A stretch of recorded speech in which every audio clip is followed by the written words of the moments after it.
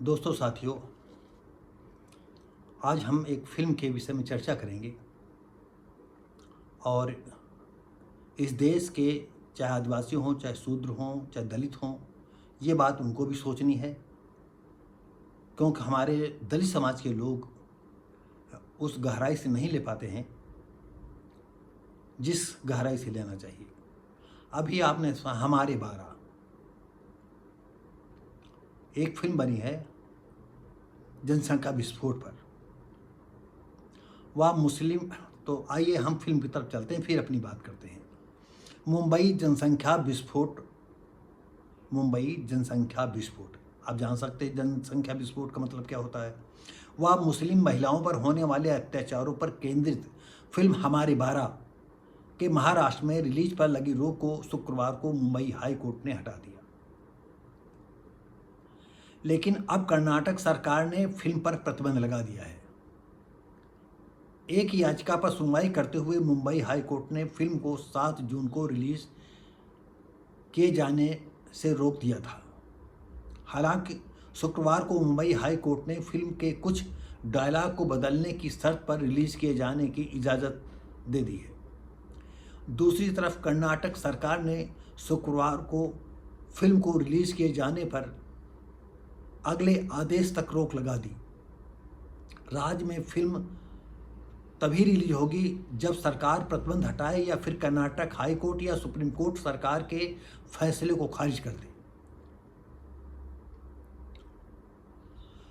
कर्नाटक सरकार ने राज्य में फिल्म को रिलीज किए जाने से सांप्रदायिक सौहार्द बिगड़ने और दंगे भड़कने की आशंका जताई है। साथियों, ये क्या तमाशा है। यानी कोर्टें देखिए किस तरह से देख रही। कोई फिल्म बनी है और सत्य बात कह रही, फिर भी जो है उनको सौहार्द बिगड़ने की संभावना है। अरे सौहार्द आज बिगड़ेगा तो बिगड़ेगा, कल क्या होगा। जिस जज की कुर्सी पर आप बैठे हैं, जज की कुर्सी पर जो है चाकू बल्लम पहुंच जाएंगी।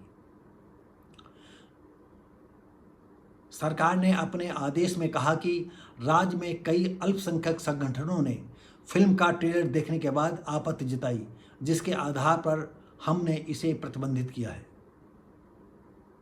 दोस्तों साथियों, आपको और बता दें, मैंने भी एक उपन्यास लिखी, जनसंख्या विस्फोट। और आपको क्या बताएं, मैं तो बैठा ही रहा और लोग यहाँ दौड़ने लगे। होता ये है कि कोर्ट में बैठ करके जजमेंट करना अलग बात है और चीफ मिनिस्टर सरकार चलाना है उनको। और जितने नेता होते हैं, कहना उचित नहीं लगता है क्योंकि ये राष्ट्र और देश समाज के हित में बात नहीं होगी। ये जितने भी नेता हैं, ये गद्दी के लिए क्या कर डालें। देश को बेचना हो देश को बेच डालेंगे, ये ऐसे राज। माँ बहन को बेचना हो तो माँ बहन को बेच देंगे। ये ऐसे राजनेता होते हैं। आखिर क्या कारण है कि पूरी दुनिया में मुसलमानों की जनसंख्या जो है जनसंख्या विस्फोट के तौर पर देखी जा रही है। क्या कारण है इसके पीछे। और कोर्ट के जज कहते हैं इस पर सौहार्द बिगड़ेगा, कर्नाटक सरकार कहती है सौहार्द बिगड़ेगा, हमने अल्पसंख्यक को दिखाया। अरे अल्पसंख्यक जितनी आज़ादी से यहाँ रह रहे हैं, उंगली पर गिने जाने वाली आपको घटना बता रहे हैं कि अगर हिंदू समाज पर कहीं भी कोई दादा टाइप का आदमी है तो इक्का दुक्का घटनाएं सुनने को मिलती हैं कि वहाँ से फायरिंग हुई, वहाँ पर लोग ने जो है पुलिस वालों को घेर लिया, इतने मार डाले गए। और जब मुसलमानों के यहाँ दबी दी जाती है तो आखिर हम पुलिस वालों की बात कर रहे हैं, फौजियों की बात कर रहे हैं या पीएससी की बात कर रहे हैं, उनकी दुखदुखी चालू रहती है। क्यों? और गरीब आदमी क्या जब छापा पुलिस डालने जाती है तो उनकी माँ बहन बेटियों के साथ क्या अत्याचार करती है। ये सरकार की आंखें बंद है, कोर्ट की आंखें बंद है। और जिस कोर्ट में जज ने यह फैसला दिया है, मैं उनसे निवेदन करूंगा कि आप कोर्ट के अंदर बैठे हो, लेकिन अगर ये समस्या आज की जो जनसंख्या विस्फोट है इसकी तरफ अगर आप नहीं समझ सकते हो तो एक दिन यही आएगा तुम्हारी औलादें जो जज की कुर्सी पर बैठेंगी और हो हल्ला होगा तो चाहे आप अपने चैम्बर में बैठे हो, चाहे आप जज की कुर्सी पर बैठे हो, 100 टुकड़े कर दिए जाएंगे उसी कोर्ट के अंदर, कोई अधिकारी नहीं बचेगा।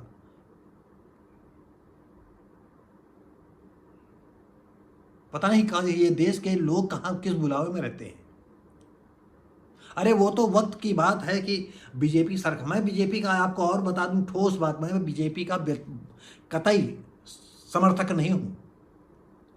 हाँ, ये सच है कि उनके शासनकाल में जितने काम हो रहे हैं दूसरी सरकारों में उनकी माँ बहन बेटियों में इतनी दम नहीं थी कि ऐसा बच्चा पैदा करें, ऐसा जो है राष्ट्रपति हो, ऐसा पीएम बना करके भेजें जो 370 और 35 से हटा सके, जो 3 तलाक को प्रतिबंधित कर सके। किसी माँ में ऐसी ताकत नहीं थी। अगर मोदी सरकार ने यह किया है तो क्या बुरा किया है। इस वजह से मैं मोदी सरकार के पक्ष में हर वक्त रहता हूं। और मुसलमानों का आपको बता दें, इक्का दुक्का छोड़ करके, जो देश प्रेमी है उनकी बात छोड़ करके,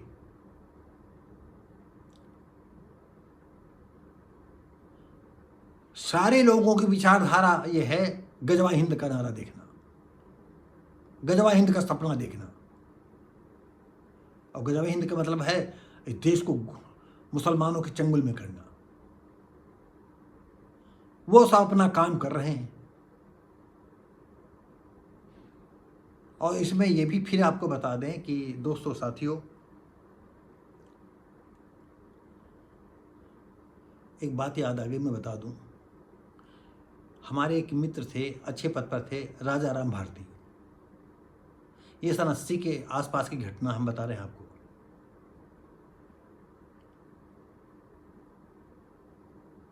एक दिन मैं बैठा था उनके रोडवेज ऑफिस में, ऐसे बातचीत चल रही, तमाम लोग थे। तो उनके यहाँ एक ड्राइवर था, तो ड्राइवर के 18 बच्चे थे, 18 बच्चे। उन्होंने बताया तो सिर्फ लड़के लड़के थे 18। अब हमें याद नहीं लड़कियां कितनी थी, इस विषय में हम नहीं बता पाएंगे। और बताते हैं कि जो उनका बड़ा लड़का था उनका बड़ा भाई लगता था।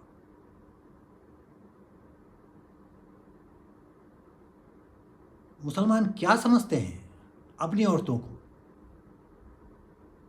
सोरी समझते हैं कि जानवर समझते हैं?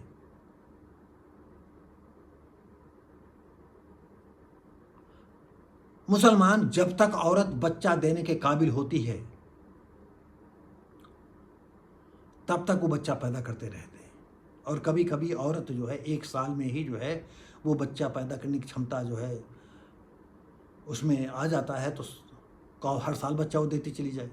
और कुछ औरतें कहो 2 साल में एक बच्चा दें, कहो कुछ औरतें जो 3 साल में दें। कुछ ऐसी बातें हैं जो हम नहीं कह सकते हैं। और जो औरतें ये कहती हैं अल्लाह की देन है, अरे तुम अपने आदमी को दुलत्ती मारो उधर को, और अल्लाह के 5 बार नहीं 100 बार नमाज पढ़ो, मक्का मदीना 100 बार जाइए, जितने तीर्थ स्थान तुम्हारे हैं वहाँ जाइए, घुटना टेकिए, कहिए हमारे बच्चा दे दें, हम देखें तुम्हारे अल्लाह में इतनी दम है। और ये नहीं कि हम तुम्हारे अल्लाह के बताएं। इसी में ऐसा ही वाक़या आप हिंदुओं में मान लीजिए, सरदारों में मान लीजिए, ईसाइयों में मान लीजिए, जैनियों में मान लीजिए, बौद्धों में मान लीजिए।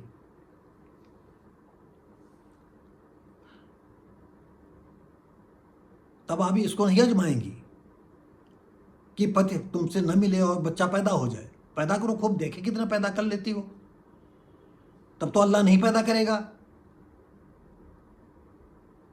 खैर छोड़िए। तो दोस्तों साथियों, ये फिल्म बनाई गई और अभी हमने देखी नहीं है। हो सकता हम देखें तो इस पर अपने विचार व्यक्त करें। आप पुरानी फिल्म देख लीजिए।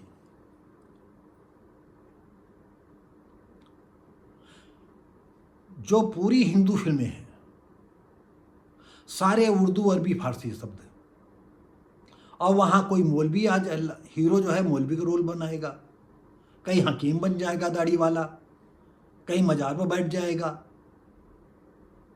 ये इतनी प्लानिंग वो, और यहाँ का जो बुद्धिजीवी ब्राह्मण है वो सब घूंटी पीता रहा, और मुसलमानों के सामने ब्राह्मणों की एक नहीं चली। हाँ, उन्होंने अपनी जितनी खूबियाँ थी, जितनी शक्ति थी, वो शूद्रों और दलितों पर लगा दिया, उनको मटिया मेट करने के लिए लगा दिया, और कामयाब भी रहे।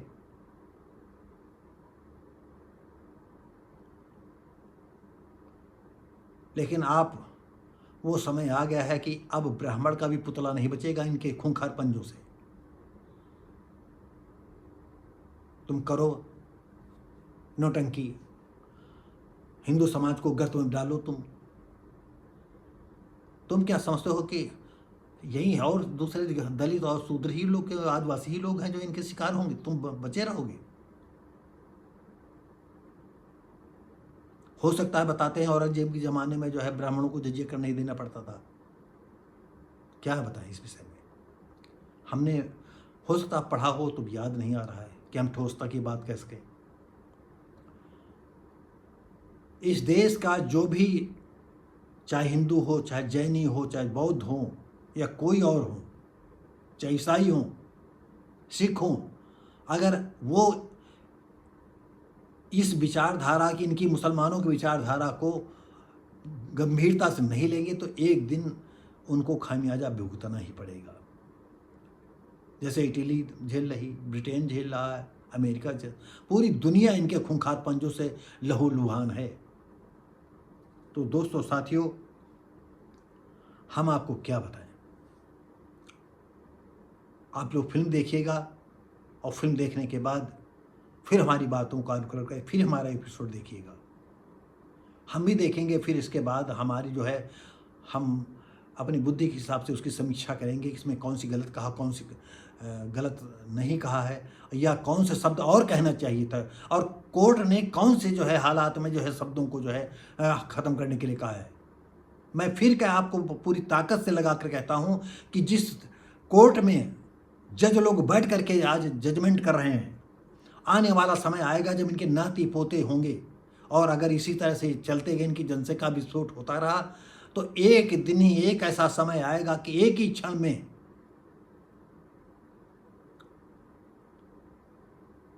हर अधिकारी की आंतें जो है उसी सीट के आसपास बिखरी पड़ी होंगी। ये आप अतिशोक्ति हम नहीं कह रहे हैं। और जितने मुसलमान लोग हैं, मुझे एक घटना याद आ गई। उन्नाव सिटी की एक लड़की एक हिंदू के पास चली गई। पुलिस वालों ने लड़के को पकड़ लिया। लड़की बालिग थी, उसने कहा कि नहीं। जब पुलिस वालों के सामने लड़की वालों को लगा कि नहीं, अब तो ये मामला, लड़की बालिग है, ये उसी तरफ जाएगी, तो उन्होंने तुरंत जो है बातों को बदल दिया। कहा, अच्छा भैया ठीक है, आप हमारे दामाद हो और आप भी चलो, और हम अपनी लड़की को अपने घर से विदा कर दें चल करके। तो आप जानते हो हिंदू जो है किस तरह की विचारधारा रखता है। उसने कहा कि ठीक है, सब कोई बात यहाँ पुलिस सामने आई है। कहा ठीक है, आप चलो। अरे वो जो मुसलमान लड़की थी, आपको बताएं, उसने रौद्र रूप रख लिया उस जगह। उसने कहा कि क्या तुम अपने को समझते हो? क्या समझ रहे हो अपने को? बहुत तीरंदाज समझते हो? कहा जो भाई हमारा मरिहर मलिया दिखाई, बाप वगैरह जो है दाढ़ी हिला रहे हैं, और जो जितने मोहल्ले के कुनबे लोग हैं जो हाथ जोड़े खड़े हैं, तुम्हारे चलते चलते ये क्या बोटी पता नहीं लगेगी तुमको? और हमारे साथ क्या होगा? और कौन कौन हम पर सबसे पहले हाथ साफ करेगा? मेरी इज्जत के साथ कौन कौन खेल करेगा? ये कहना उचित तो नहीं है। हम किसी से बच नहीं पाएंगे, और फिर न जाने किसके साथ हमारा निकाह कर दिया जाए, और तुम्हारी जो है एक एक बोटी वहीं मोहल्ले में बिखरी होगी। तब समझ लीजिए उसके लड़का जो है उस लड़की की बातों को मान करके फिर उसके ससुराल नहीं गया। अगर मौका लगेगा तो दोस्तों, साथियों, ये एक सज्जन थे, उन्होंने ये बात हमको बताई थी। हम उनके बातों को रिकॉर्ड करेंगे फिर आपको हम सुनाएंगे। तो दोस्तों साथियों, हमारा तो ये कहना है कि जो भी इस देश से प्यार करते हैं, यहाँ सवर्ण से, दलित से, आदिवासी से, शूद्र से कोई लेना देना नहीं। आप फिल्म देखें और समीक्षा करें और राजनेताओं को छोड़ दें।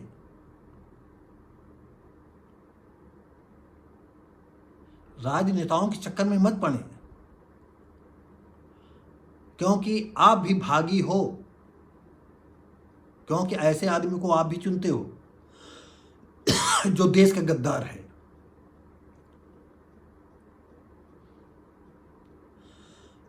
जो समाज का गद्दार है। उनको सिर्फ गद्दी चाहिए और उनकी बीवी पर कोई हाथ साफ करे, उनकी बेटियों पर कोई हाथ साफ करे, कहीं कुछ भी साफ करे, उनसे कोई लेना देना नहीं। उनको वोट चाहिए। तो दोस्तों साथियों, आप देख रहे हैं व्हाट्सएप भारती, मैं हूं शिव भारती पासी। उम्मीद है आपको अच्छा लगेगा हमारा ये एपिसोड। तो लाइक, शेयर, कमेंट करें, सब्सक्राइब करें, बेल आइकन जरूर दबाएं। हम मिलेंगे आपको अगले वीडियो में। तब तक के लिए नमस्कार, जय हिंद।